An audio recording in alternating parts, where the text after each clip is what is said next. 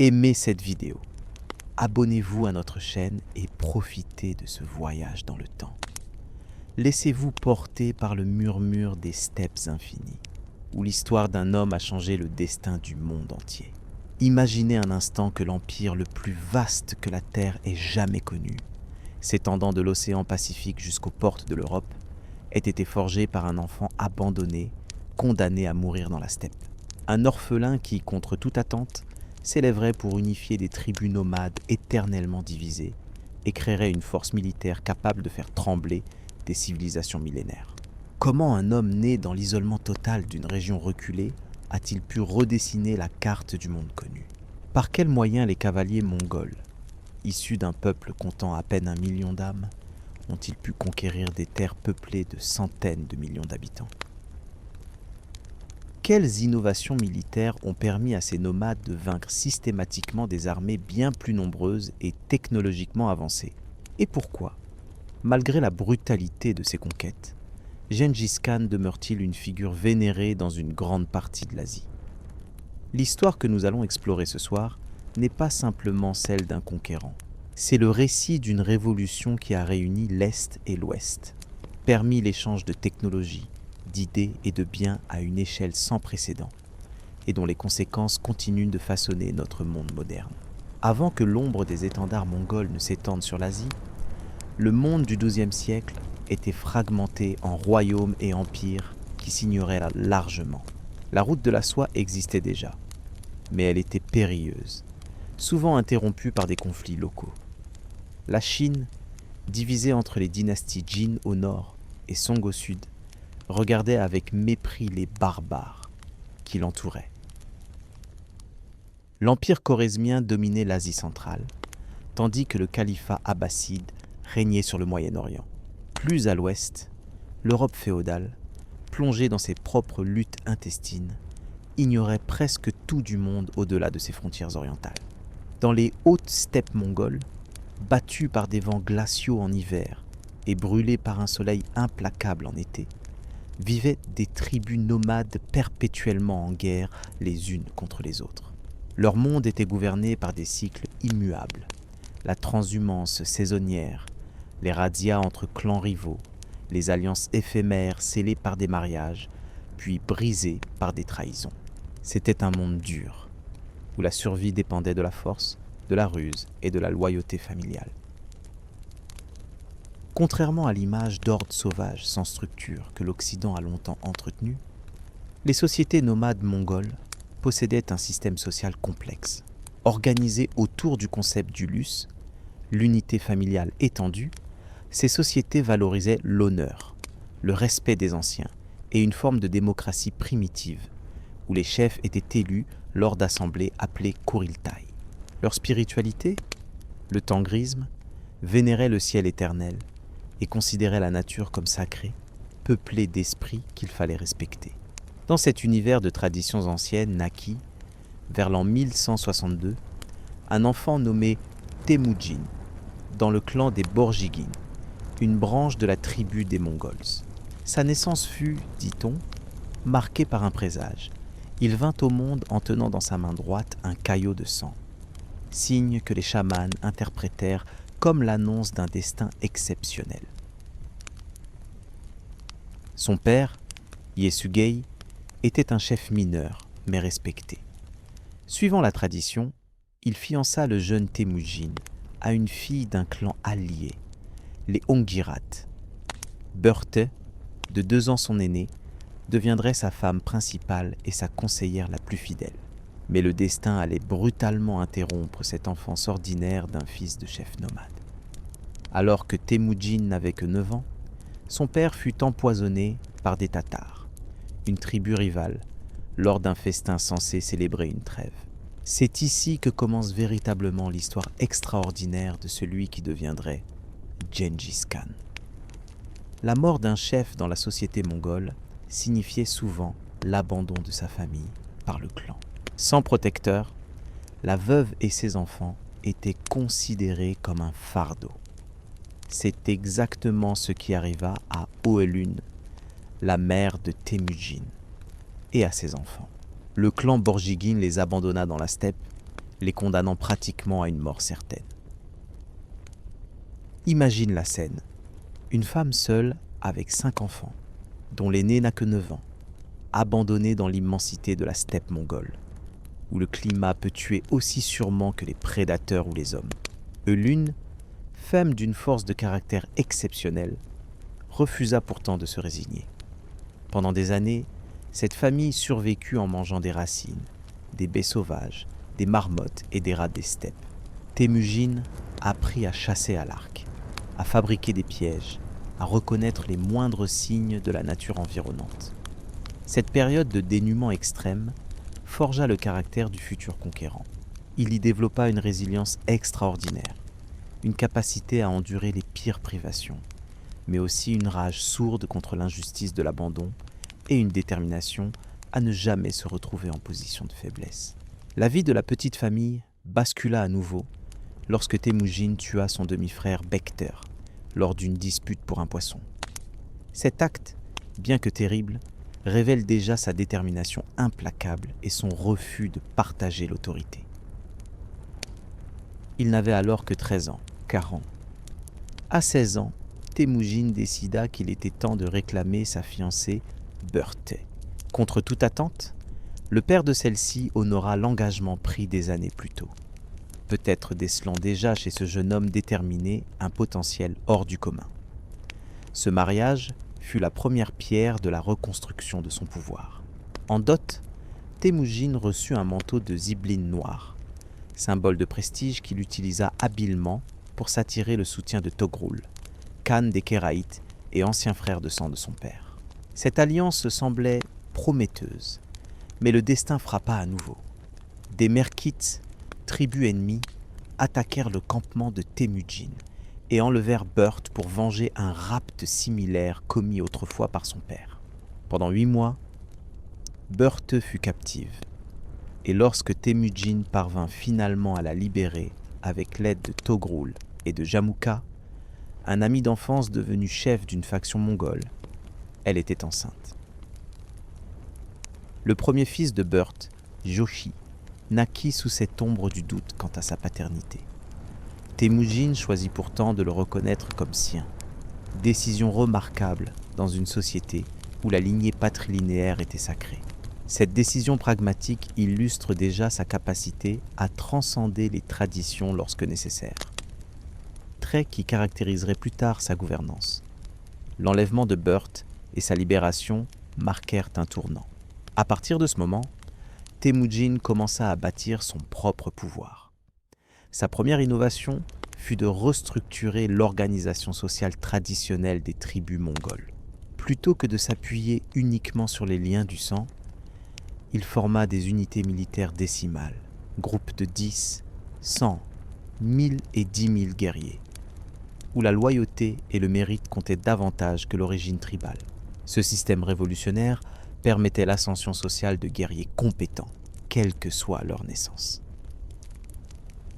Temujin s'entoura d'hommes qui lui devaient tout, souvent d'origine modeste, parfois même d'anciens ennemis qu'il avait choisi d'épargner après avoir reconnu leur valeur. Subotai, l'un de ses plus grands généraux, était le fils d'un forgeron. Jebe, autre stratège de génie, avait commencé comme ennemi ayant osé tirer une flèche sur Temujin lors d'une bataille. Cette méritocratie avant l'heure représentait une rupture fondamentale avec le système tribal traditionnel. Elle créa une armée d'une cohésion et d'une loyauté exceptionnelle, où chaque homme savait que son avancement dépendait de ses seules capacités et de sa fidélité au Khan. À mesure que son pouvoir grandissait, les tensions avec son ancien ami Jamukha s'intensifièrent. Leurs visions divergeaient fondamentalement. Jamukha représentait l'ancien ordre tribal aristocratique, tandis que Temujin incarnait un nouveau système plus inclusif. Cette rivalité culmina en l'an 1186 lors de la bataille de Dalan Balsut, où Temujin subit une défaite cuisante et dut se réfugier dans les forêts du Nord avec une poignée de fidèles. Cette période d'exil et de défaite aurait pu marquer la fin de son ascension.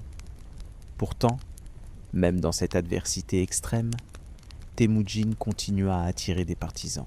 Sa réputation de chef juste, qui partageait équitablement le butin et protégeait les familles de ses guerriers, se répandait. Peu à peu, son influence grandit à nouveau. En 1199, Togrul, son protecteur kéraïte, se retourna contre lui, probablement par crainte de sa puissance croissante. Temujin remporta une victoire décisive contre les Kéraïtes, éliminant ainsi l'une des plus puissantes tribus des steppes. L'année suivante, il vainquit les Naiman, dernière grande tribu rivale, lors de la bataille de Shakirmot. Après presque 2 décennies de lutte incessante, Temujin avait accompli l'impossible, unifier sous son autorité toutes les tribus mongoles et turques des steppes orientales. En 1206, lors d'un grand Kurultaï rassemblant tous les chefs de clan, il fut proclamé Gengis Khan, le souverain universel, le chef océanique, l'empereur de tous les hommes vivant sous des tentes de feutre. Le monde qui entourait les steppes mongoles ne prêta guère attention à cette unification. Les grands empires sédentaires continuaient de considérer les nomades comme une nuisance périphérique, sans comprendre qu'une force nouvelle venait de naître. La première cible de Gengis Khan fut la dynastie des Xia occidentaux, un état tampon entre les steppes et la Chine des Jin. Cette campagne, commencée en 1209, servit de terrain d'entraînement pour l'armée mongole nouvellement unifiée. Elle y perfectionna ses tactiques contre des villes fortifiées, problème auquel les nomades n'avaient jamais été confrontés auparavant. L'innovation fut la clé de cette adaptation. Les Mongols capturèrent des ingénieurs chinois et musulmans et apprirent rapidement l'art du siège. Ils développèrent des catapultes transportables à dos de cheval, utilisèrent la poudre noire nouvellement découverte pour des bombes incendiaires et maîtrisèrent l'art de détourner les cours d'eau pour saper les fondations des murailles ou privées, d'où les cités assiégées. Mais la véritable révolution militaire mongole résidait dans leur mobilité et leur discipline exceptionnelle. Chaque guerrier disposait de plusieurs chevaux et pouvait parcourir jusqu'à 100 km par jour, une distance inimaginable pour les armées de l'époque. Les unités mongoles manœuvraient sur le champ de bataille avec une coordination parfaite, exécutant des mouvements complexes comme la feinte de retraite suivie d'un encerclement, tactique qui piégea d'innombrables armées ennemies. Le système de communication mongol reposait sur un réseau de relais appelé Yam, où des messagers à cheval pouvaient transmettre des informations et des ordres sur des milliers de kilomètres à une vitesse stupéfiante pour l'époque, jusqu'à 250 km par jour. Cette capacité à coordonner des opérations militaires sur de vastes distances donnait aux Mongols un avantage stratégique décisif. En 1211, après avoir soumis les Xia, Gengis Khan se tourna vers la dynastie Jin, qui régnait sur le nord de la Chine. Le prétexte fut l'exécution d'ambassadeurs mongols, offense impardonnable dans la culture nomade, où les émissaires étaient sacrés. La réalité était plus pragmatique. La Chine représentait une richesse immense et la possibilité d'acquérir des technologies avancées. La conquête du territoire Jin fut méthodique et implacable. En 1215, après avoir pris Pékin, Gengis Khan proposa à la population urbaine de se rendre. Lorsqu'elle refusa, la ville fut prise d'assaut et livrée à un massacre systématique. Seuls les artisans et les personnes possédant des compétences utiles furent épargnés et déportés en Mongolie. Cette brutalité n'était pas gratuite, mais calculée. Les Mongols, inférieurs en nombre, utilisaient la terreur comme arme psychologique. Après quelques démonstrations de force impitoyables, de nombreuses villes choisissaient la reddition plutôt que la résistance. Paradoxalement, ceux qui se soumettaient sans combattre étaient généralement bien traités, simplement soumis à de lourds tributs et à l'obligation de fournir des troupes auxiliaires. Pendant que ses généraux poursuivaient la campagne contre les Jin, Gengis Khan retourna en Mongolie pour consolider son pouvoir et réorganiser son empire naissant. C'est à cette période qu'il institua le Yasa, premier code de loi écrit pour les peuples mongols, auparavant régi uniquement par des traditions orales. Le Yasa établissait des principes révolutionnaires pour l'époque.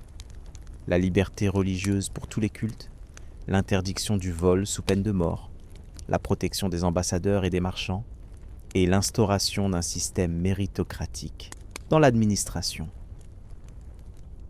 Le vol d'un cheval, crime particulièrement grave dans une société nomade, était puni de mort. De même, l'adultère et l'espionnage étaient sévèrement sanctionnés. Sous son règne, une innovation remarquable vit le jour. Le gerège, sorte de passeport diplomatique en métal précieux qui garantissait à son porteur protection et assistance dans tout l'Empire. Grâce à ce système et à la sécurité des routes commerciales, le commerce sur la route de la soie connut un essor sans précédent. En 1219, un incident diplomatique majeur allait déclencher la plus grande expansion vers l'ouest de l'Empire mongol. Gengis Khan avait envoyé une caravane commerciale vers l'Empire chorézmien, puissance dominante en Asie centrale. Le gouverneur de la ville d'Otrar, soupçonnant les marchands d'être des espions, les fit exécuter et confisqua leurs biens. Gengis Khan envoya alors des ambassadeurs au Shah Muhammad II de Khwarezm pour demander réparation et la livraison du gouverneur. Le Shah fit exécuter les ambassadeurs et renvoya leur tête au Khan. Cette violation du droit diplomatique sacré déclencha une fureur froide chez Gengis Khan, qui jura d'infliger une punition exemplaire. La campagne contre l'Empire chorézmien fut planifiée avec une précision mathématique. Les Mongols mobilisèrent environ 100 000 guerriers, divisés en plusieurs corps d'armée qui devaient converger vers les principales cités de l'Asie centrale. Face à eux se dressait une force estimée à plus de 400 000 hommes. Le génie tactique de Gengis Khan et de ses généraux se révéla pleinement dans cette campagne. Au lieu d'affronter directement la puissante armée khorazmienne, ils la fragmentèrent en isolant les villes et en coupant les communications entre elles. Samarcande, Boukhara, Balkh, Merv, toutes les perles de l'Asie centrale tombèrent l'une après l'autre. La brutalité des conquêtes atteignit son paroxysme. À Merv, selon les chroniques de l'époque, plus de 700 000 personnes furent massacrées. À Nishapur, ville où un gendre de Gengis Khan avait été tué par une flèche, ordre fut donné de décapiter tous les habitants, y compris les chats et les chiens, et d'ériger des pyramides de crânes, un pour les hommes, un pour les femmes, un pour les enfants et un pour les animaux. Ces atrocités délibérées servaient un but stratégique, terroriser les populations et briser toute volonté de résistance. La tactique fonctionna. Le Shah Muhammad II, plutôt que d'affronter les Mongols, s'enfuit d'île en île dans la mer Caspienne, où il mourut misérablement, tandis que son fils Jalal ad-Din mena une résistance héroïque mais vaine. Poussant toujours plus loin vers l'ouest, les armées mongoles pénétrèrent dans le Caucase, écrasèrent les Géorgiens et les Arméniens, puis lancèrent un raid de reconnaissance en Russie. En 1223, sur les rives de la Khalkha, ils infligèrent une défaite cuisante à une coalition de princes russes, prélude à la conquête complète de la Russie qui aurait lieu sous le règne de Yehdei, successeur de Gengis Khan. Au fait de sa puissance, alors qu'il supervisait la campagne contre les Sia occidentaux qui s'étaient rebellés, Gengis Khan tomba malade. Selon la tradition, il aurait été blessé lors d'une chute de cheval pendant une partie de chasse. Mais certaines sources suggèrent qu'il pourrait avoir succombé à une fièvre typhoïde ou à la peste. Sentant sa fin proche, il convoqua ses fils et ses plus fidèles généraux. Il désigna Eugédei comme successeur, choix sage, car ce troisième fils était connu pour sa modération et sa capacité à maintenir l'harmonie entre ses frères. Gengis Khan mourut en août 1227, à l'âge d'environ 65 ans. Conformément à ses volontés, son corps fut ramené secrètement en Mongolie et enterré dans un lieu tenu secret. Selon la légende, tous ceux qui croisèrent le cortège funèbre furent exécutés, et 1 millier de cavaliers piétinèrent la tombe pour qu'elle ne puisse être identifiée. À ce jour, malgré de nombreuses recherches archéologiques, l'emplacement exact de sa sépulture demeure inconnu. La mort du conquérant ne marqua pas la fin de l'expansion mongole, bien au contraire. Sous Ugdei et ses successeurs, l'empire atteignit son apogée, s'étendant de la Corée à la Hongrie, du golfe Persique à la Sibérie, le plus vaste empire terrestre continu de l'histoire humaine. Les conquêtes de Gengis Khan et de ses successeurs eurent des conséquences profondes et durables sur l'histoire mondiale. Sur le plan démographique, les massacres furent d'une ampleur terrifiante. Certains historiens estiment que jusqu'à 40 millions de personnes périrent durant l'expansion mongole, soit environ 10% de la population mondiale de l'époque. Des régions entières comme le Khwarezm ou le nord de la Chine virent leur population réduite de moitié ou plus. L'impact écologique fut tout aussi significatif. Des systèmes d'irrigation millénaires furent détruits. Des terres agricoles retournèrent à l'état sauvage. En Iran et en Irak, la destruction des canaux d'irrigation séculaires par les Mongols contribua à la désertification de régions autrefois fertiles. Paradoxalement, cette dévastation aurait, selon certaines études récentes, entraîné une reforestation massive dans certaines régions, captant suffisamment de carbone pour provoquer un léger refroidissement climatique global, détectable dans les carottes glaciaires. Mais l'héritage de Gengis Khan ne se limite pas à la destruction.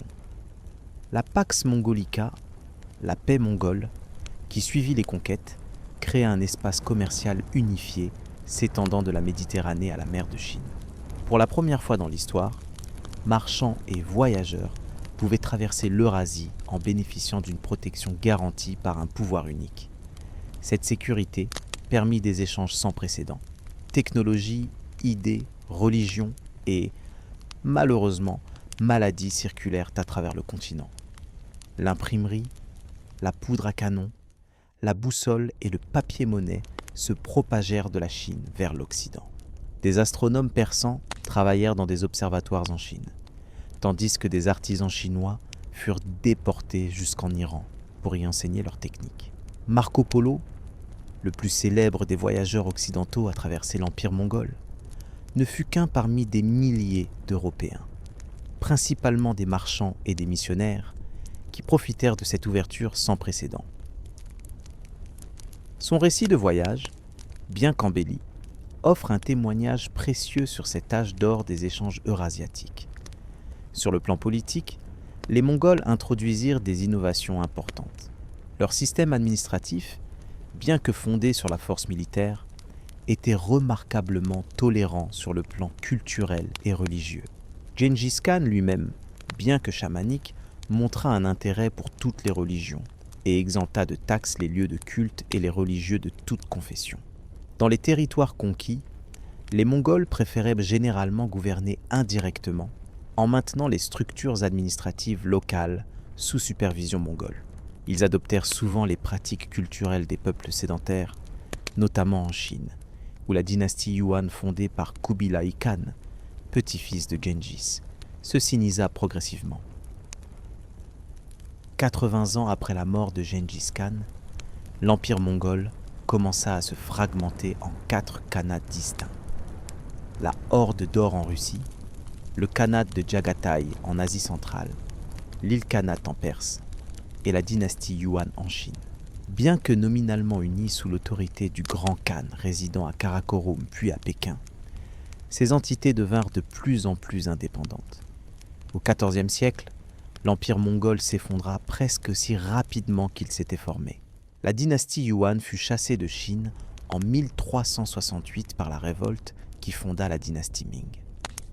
La Horde d'Or se fragmenta en plusieurs khanats rivaux qui furent progressivement absorbés par la Russie émergente. L'Ilkhanat se désintégra en petites principautés, tandis que le khanat de Jagatai donna naissance à l'empire timouride de Tamerlan. En Mongolie même, berceau de l'empire, les tribus retournèrent à leur division ancestrale et à leurs guerres intestines. Au XVIIe siècle, la patrie de Gengis Khan tomba sous la domination des Mandchous de la dynastie Qing. Pourtant, malgré cet effondrement politique, l'héritage de Gengis Khan persista. Dans les steppes, son nom demeura synonyme de gloire et d'unité nationale. Pour les peuples turco-mongols d'Asie centrale, il devint une figure quasi mythique, incarnation de la justice et de la puissance. En Chine et en Iran, bien que perçu comme un conquérant étranger, il fut néanmoins respecté pour ses qualités de dirigeant et d'organisateur. En Occident, en revanche, Gengis Khan devint l'archétype du barbare destructeur. Les chroniques médiévales le dépeignaient comme un fléau envoyé par Dieu pour punir les péchés des chrétiens. Cette image négative persista jusqu'au XXe siècle, renforcée par les stéréotypes orientalistes. Ce n'est qu'avec l'ouverture des archives mongoles et chinoises aux chercheurs occidentaux que cette perception commença à évoluer. Des historiens comme Paul Rachnevsky et Igor de Rachwiltz révélèrent un personnage bien plus complexe que le simple conquérant sanguinaire de la tradition européenne. Aujourd'hui, en Mongolie indépendante, Gengis Khan occupe une place centrale dans l'identité nationale. Son portrait orne la monnaie et les bâtiments officiels. Un immense monument équestre de 40 mètres de haut a été érigé en son honneur près d'Oulan-Bator. Chaque année, des cérémonies commémorent sa naissance et son accession au titre de Khan. Cette réhabilitation n'est pas sans controverse. Pour certains peuples, notamment en Asie centrale et au Moyen-Orient, son nom reste associé à des massacres de masse. D'autres voient en lui un visionnaire qui tenta de créer un ordre mondial basé sur le droit et le commerce, certes par des moyens brutaux, mais avec une vision dépassant son époque. Des études génétiques récentes suggèrent qu'environ un homme sur 200 vivant aujourd'hui en Asie, soit approximativement 16 millions d'individus, porterait le même chromosome YK, trace d'un ancêtre commun vivant il y a environ 1000 ans. Bien que la preuve directe manque, de nombreux généticiens attribuent ce phénomène à Gengis Khan et à ses descendants directs, qui auraient engendré des milliers d'enfants à travers l'Eurasie. Au-delà des mythes et des polémiques, que pouvons-nous retenir de l'héritage de Gengis Khan ?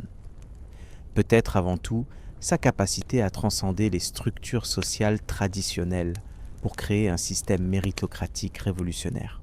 Dans un monde féodal rigide, il ouvrit la voie à une forme de mobilité sociale, basée sur le talent et la loyauté plutôt que sur la naissance. Son approche pragmatique des différences culturelles et religieuses, exceptionnelle pour son époque, créa un espace où les idées pouvaient circuler librement.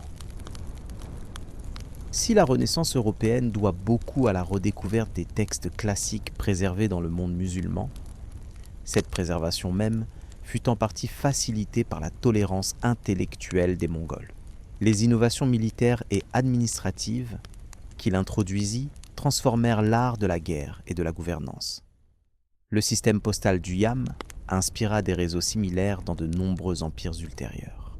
Ses techniques de guerre psychologique et sa stratégie de mobilité furent étudiées par des théoriciens militaires jusqu'à l'ère moderne.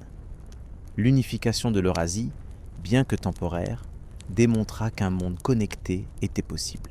Les routes commerciales ouvertes par les Mongols facilitèrent la diffusion des cultures, des technologies et des idées à une échelle sans précédent, préfigurant en quelque sorte notre monde globalisé.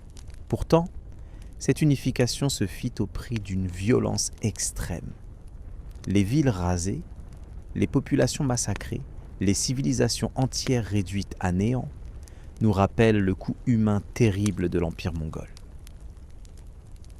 Comment réconcilier ces deux faces de l'héritage Gengis-Khanide, l'intégration culturelle et la destruction massive? Peut-être cette ambivalence même est-elle la clé pour comprendre Gengis Khan et son impact sur l'histoire mondiale. Ni héros ni monstre, mais un homme de son temps qui, par une combinaison extraordinaire d'intelligence stratégique, d'adaptabilité et de détermination implacable, changea le cours de l'histoire. Aujourd'hui, alors que nous contemplons son héritage complexe, une question persiste.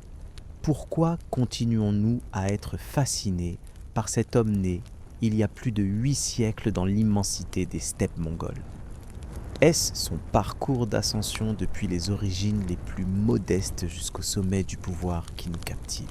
Ou peut-être reconnaissons-nous dans son histoire les thèmes éternels de la condition humaine, l'ambition, la résilience, le génie créateur et destructeur? Alors que vous dérivez vers le sommeil, imaginez un instant ces vastes steppes sous un ciel infini où un enfant abandonné rêvait de vengeance et de gloire. Contemplez l'étrange destinée de cet homme qui, parti de rien, créa le plus grand empire terrestre jamais connu. Un empire éphémère, certes, mais dont les conséquences ont façonné notre monde moderne bien plus profondément que nous ne le réalisons souvent. L'héritage militaire de Gengis Khan mérite qu'on s'y attarde davantage. Ses innovations ne se limitaient pas à la simple brutalité.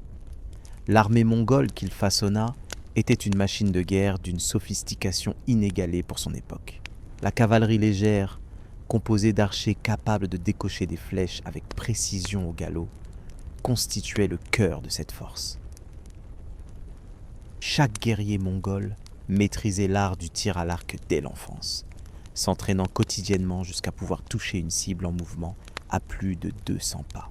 L'arc composite mongol lui-même était une merveille technologique, fabriqué de couches de bois, de cornes et de tendons, capable de projeter une flèche avec suffisamment de puissance pour percer une armure à une distance considérable. Plus petit que les arcs européens ou chinois, il était parfaitement adapté à l'usage à cheval. La tactique du torbil, ou tourbillon, consistait à encercler l'ennemi en rétrécissant progressivement le cercle tout en maintenant un feu nourri de flèches. Cette manœuvre créait une panique et un chaos qui brisaient la cohésion des formations adverses avant même le contact direct. Les unités d'élite, appelées Keshig, formaient la garde personnelle de Gengis Khan. Comptant environ 10 000 hommes, cette force constituait également une école de commandement où les futurs généraux apprenaient leur métier. La promotion au sein du Keshig dépendait uniquement du mérite, jamais de la naissance ou des relations familiales. Le renseignement et l'espionnage jouaient un rôle crucial dans la stratégie mongole. Avant chaque invasion, Gengis Khan envoyait des espions étudier minutieusement le terrain, les fortifications, les ressources et les divisions politiques potentielles de l'adversaire. Cette collecte d'informations permettait d'élaborer des plans d'attaque sur mesure pour chaque cible. Un exemple frappant de cette approche est la conquête du royaume de Khwarezm. Les espions mongols avaient identifié les tensions entre le Shah et ses gouverneurs, ainsi que le mécontentement de certaines populations récemment conquises. Exploitant ces faiblesses, les Mongols se présentèrent parfois en libérateurs auprès des populations opprimées, divisant ainsi leurs ennemis. L'organisation logistique de l'armée mongole était tout aussi impressionnante. Contrairement aux armées sédentaires qui dépendaient de lignes d'approvisionnement vulnérables, chaque guerrier mongol transportait ses provisions, principalement sous forme de lait séché et de viande séchée. Ils emmenaient également des juments dont le lait servait de nourriture et de boisson. Cette autonomie permettait des déplacements rapides et soutenus sur de grandes distances, prenant invariablement l'ennemi par surprise. Les campagnes militaires étaient minutieusement planifiées selon les saisons. Les grandes offensives commençaient généralement à la fin de l'automne, lorsque les rivières gelaient, facilitant le passage des troupes, et que les chevaux mongols, adaptés aux conditions hivernales, conservèrent leur vigueur, alors que les montures ennemies s'affaiblissaient. Cette capacité d'adaptation aux conditions locales se manifestait également dans l'assimilation rapide des technologies ennemies. Face aux villes fortifiées chinoises, les Mongols apprirent l'art du siège. En Perse, ils adoptèrent les tactiques de la cavalerie lourde. Dans les forêts russes, ils développèrent des techniques de combat adaptées à ce terrain qui leur était initialement défavorable. Au-delà de l'aspect militaire, les conquêtes de Gengis Khan eurent des conséquences culturelles profondes et durables.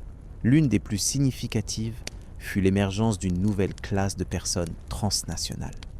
Marchands, diplomates, savants et artisans qui circulaient librement à travers l'espace eurasiatique unifié.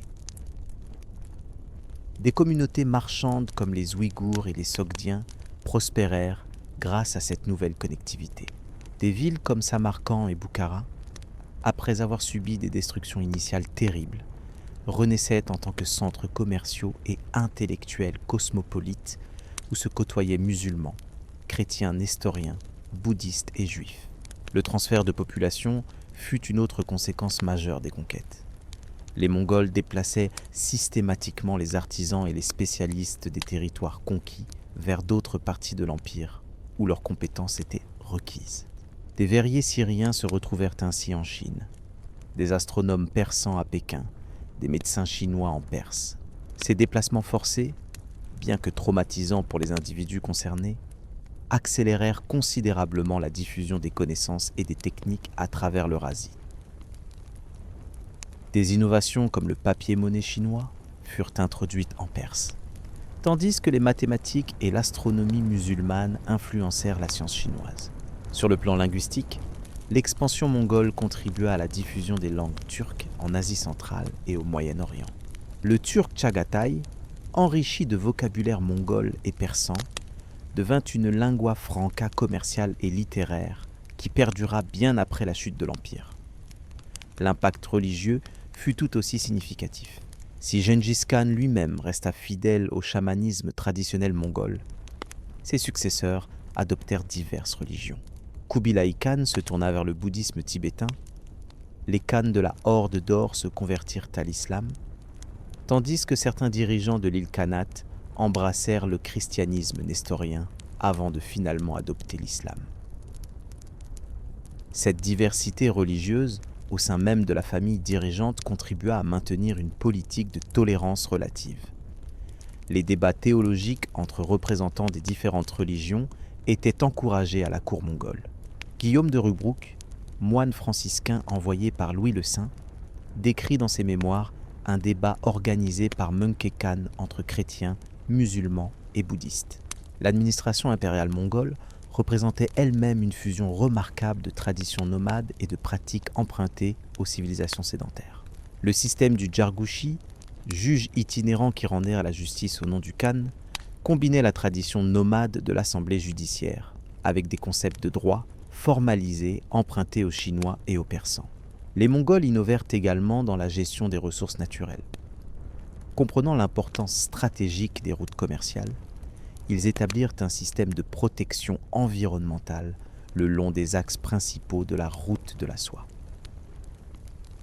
La chasse et la pêche excessive étaient interdites dans ces zones pour préserver la biodiversité nécessaire aux voyageurs et aux messagers. Cet empire multiculturel et multiconfessionnel était maintenu par un équilibre délicat entre terreur et pragmatisme. La réputation de férocité des Mongols, soigneusement entretenue, dissuadait les révoltes, tandis que leur relative tolérance administrative et religieuse facilitait l'acceptation de leur domination par les élites locales. L'héritage politique de l'Empire mongol se manifesta différemment selon les régions. En Chine, la dynastie Yuan introduisit des innovations administratives importantes comme un système postal national et l'utilisation extensive du papier-monnaie. En Russie, la domination de la Horde d'Or restructura profondément le paysage politique, renforçant la principauté de Moscou qui devint le noyau du futur empire russe. En Asie centrale et en Iran, l'impact fut plus ambivalent. La destruction des systèmes d'irrigation millénaires et le massacre de populations urbaines créèrent un vide démographique et économique dont certaines régions ne se remirent jamais complètement. Pourtant, les périodes de paix qui suivirent les conquêtes permirent un renouveau culturel significatif, notamment sous les îles Khan et les Timourides. L'Europe occidentale, bien que jamais directement conquise par les Mongols, à l'exception de la Hongrie et de la Pologne brièvement envahies, fut néanmoins profondément affectée par leur expansion. La peur d'une invasion imminente suscita une vague de récits apocalyptiques et de prophéties millénaristes. Parallèlement, l'ouverture des routes commerciales vers l'Orient stimula l'économie européenne et élargit considérablement l'horizon intellectuel de l'Occident. Les récits de voyageurs comme Marco Polo, Jean de Plancarpin et Guillaume de Rubruck introduisirent en Europe des descriptions détaillées de contrées jusqu'alors quasi mythiques. Ces témoignages bouleversèrent la vision européenne du monde et stimulèrent l'intérêt pour l'exploration géographique qui culminerait 2 siècles plus tard avec les grandes découvertes. Sur le plan technologique, l'Europe bénéficia indirectement de nombreuses innovations chinoises transmises via l'Empire mongol. La boussole, qui révolutionna la navigation. Différentes techniques d'impression, précurseurs de l'imprimerie de Gutenberg. Et bien sûr, la poudre à canon, qui transformerait l'art de la guerre occidentale. L'impact épidémiologique fut peut-être le plus dramatique. L'unification de l'Eurasie sous domination mongole créa des conditions idéales pour la propagation des maladies. La terrible pandémie de peste noire qui dévasta l'Europe au milieu du XIVe siècle suivit les routes commerciales ouvertes par les Mongols. Originaire probablement des steppes d'Asie centrale ou de Chine, elle atteignit la Crimée via les territoires de la Horde d'Or, puis se répandit en Europe par les navires marchands génois et vénitiens. Cette catastrophe démographique, qui tua environ un tiers de la population européenne, accéléra paradoxalement certaines transformations sociales, comme le déclin du système féodal et l'émergence d'une économie plus monétarisée, préparant ainsi le terrain pour la Renaissance et la modernité européenne. L'Empire mongol lui-même, cependant, ne survécut pas à cette pandémie. Déjà fragilisé par des querelles dynastiques et l'acculturation progressive des élites mongoles aux sociétés qu'elles dominaient, il s'effondra définitivement dans la seconde moitié du XIVe siècle. En Chine, la dynastie Yuan fut renversée en 1368 par la révolte nationaliste qui établit la dynastie Ming. En Perse, l'île Khanate se fragmenta en petites principautés qui furent progressivement absorbées par des pouvoirs locaux émergents comme les Safavides. En Russie, la Horde d'Or se divisa en plusieurs khanats rivaux qui demeurèrent puissants pendant encore 2 siècles avant d'être finalement conquis par la Russie moscovite en expansion. En Mongolie même, berceau de l'Empire, les tribus retournèrent à leur division traditionnelle. Les tentatives ultérieures de réunification, notamment sous Dayan Khan au XVIe siècle, ne parvinrent jamais à recréer la puissance et l'unité de l'ère Genghis-Khanide. Au XVIIe siècle, la Mongolie tomba sous la domination des Mandchous de la dynastie Qing, qui utilisèrent habilement le prestige symbolique des descendants de Genghis Khan pour légitimer leur propre pouvoir. Cette période de domination étrangère dura jusqu'au début du XXe siècle. La mémoire de Genghis Khan connut des destins divers selon les époques et les régions. Dans la Mongolie sous domination mandchoue puis chinoise, son culte fut d'abord encouragé comme symbole d'unité, puis réprimé comme potentiellement séditieux. Pendant la période communiste, 1924-1992, les autorités soviétiques tentèrent d'effacer sa mémoire, le considérant comme un féodal réactionnaire. Ce n'est qu'après l'indépendance de la Mongolie, en 1992, que Genghis Khan fut pleinement réhabilité comme père fondateur de la nation. Son portrait orne désormais la monnaie nationale, les bâtiments officiels et même l'aéroport international d'Oulan-Bator. Chaque année, des cérémonies commémorent sa naissance et son accession au titre de Grand Khan. En Chine, la perception de Genghis Khan a connu une évolution remarquable. Longtemps considéré comme un envahisseur barbare, il est progressivement devenu une figure acceptable dans l'historiographie officielle chinoise, présenté comme un unificateur qui a intégré les territoires de Mongols à la grande famille chinoise. Cette réinterprétation s'inscrit dans une politique plus large visant à incorporer les minorités ethniques dans un récit national inclusif. Dans le monde musulman, la mémoire de Genghis Khan reste plus controversée.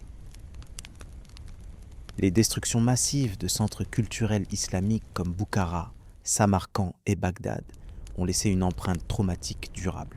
Pourtant, certains historiens musulmans contemporains soulignent également les aspects positifs de la domination mongole ultérieure, notamment sous les Ilkhans islamisés qui devinrent des protecteurs des arts et des sciences. En Occident, l'image de Genghis Khan a longtemps été celle d'un destructeur sanguinaire, fléau de Dieu, comparable à Attila. Cette perception négative, héritée des chroniqueurs médiévaux terrifiés par la menace mongole, a persisté jusqu'au XXe siècle.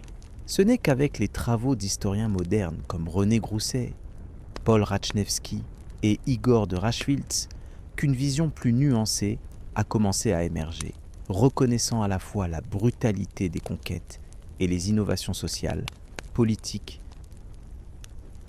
et culturelles introduites par l'Empire mongol. La culture populaire contemporaine continue d'être fascinée par la figure de Gengis Khan.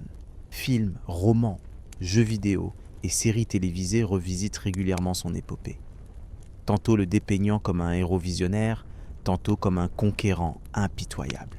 Cette ambivalence reflète la complexité du personnage historique et de son héritage. Au-delà des jugements moraux, l'impact de Gengis Khan sur l'histoire mondiale est indéniable. En créant le premier véritable empire eurasiatique, il a jeté les bases d'une mondialisation avant la lettre. Les routes commerciales qu'il a sécurisées, les technologies qu'il a aidé à diffuser, les synthèses culturelles qu'il a rendues possibles, ont profondément façonné le monde dans lequel nous vivons.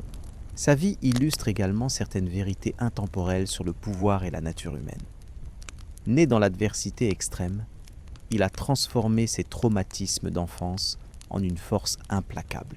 Sa capacité à transcender les structures sociales traditionnelles pour créer un système méritocratique révolutionnaire démontre comment un leadership visionnaire peut briser les carcans établis. En même temps, la brutalité de ses conquêtes nous rappelle le coût humain terrible de l'Empire, les souffrances infligées à des millions d'innocents au nom de l'unification et de l'ordre. Cette dualité, création et destruction, innovation et dévastation, est peut-être l'essence même de son héritage. Alors que vous glissez vers le sommeil, méditez sur cette figure paradoxale qui, depuis les steppes infinies de Mongolie, a bouleversé l'ordre du monde.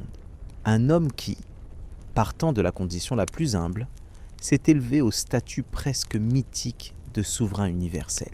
Un conquérant dont l'empire s'est évanoui comme un rêve fugace, mais dont l'impact continue de résonner à travers les siècles jusqu'à notre monde contemporain. Proposez-moi des thèmes pour de nouvelles histoires dans les commentaires et abonnez-vous à la chaîne pour ne manquer aucun de nos voyages à travers le temps.